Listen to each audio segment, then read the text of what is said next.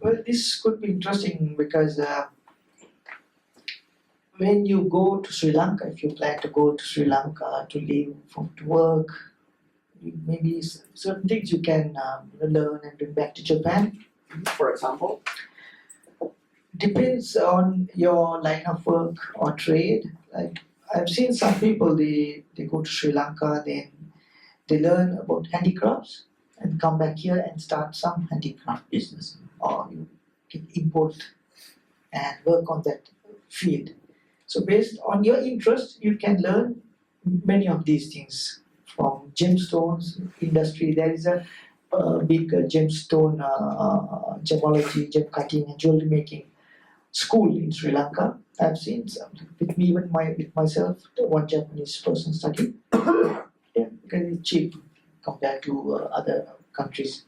You can learn how to cut gemstones, how to identify them, how to manufacture them. That is one thing which you can bring back into Japan. So did you study that in Sri Lanka? Yes. How long does it take to become a jewelry master? At least 1 year. At least 1 year. Yeah. So you should. It's not like other trade. You should have a lot of experience seeing many gemstones to train your eyes so that you can judge the difference of the quality of the cut and to value it. So that takes its time. And also pottery is another Sri Lanka traditional industry where you can learn that as well. And some go to Sri Lanka. Sri Lanka is one of the main Buddhist countries in the world. You go to Sri Lanka to learn about Buddhism. And is it different from Japanese Buddhism? Yes, it is. Do you know the difference? No, of course. Any of you know the difference between Sri Lankan Buddhism and Japan?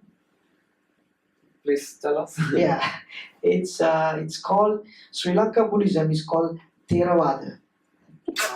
Theravada, and Japan is called Mahayana. So the basic difference is Sri Lankan Buddhists, they become a monk, become a priest, but they cannot marry. Whereas in Japan, you can have a normal life even when you become a monk. That is one of the main differences. Yeah. Also, apparel. Sri Lanka is one of the main exporting countries of clothing, apparel, because labor is cheap in Sri Lanka, the manufacturing cost. Have you found made in Sri Lanka t-shirts in Japan? Yeah, many. Yes, even in many branded. Yeah, I have one. Yeah? T-shirts of made in Sri Lanka. Okay. And also, you can learn about tea. In the people who are in the tea industry, you can learn about how to taste tea and how to grade them, because it's a huge business in the world, even in Japan. Yeah.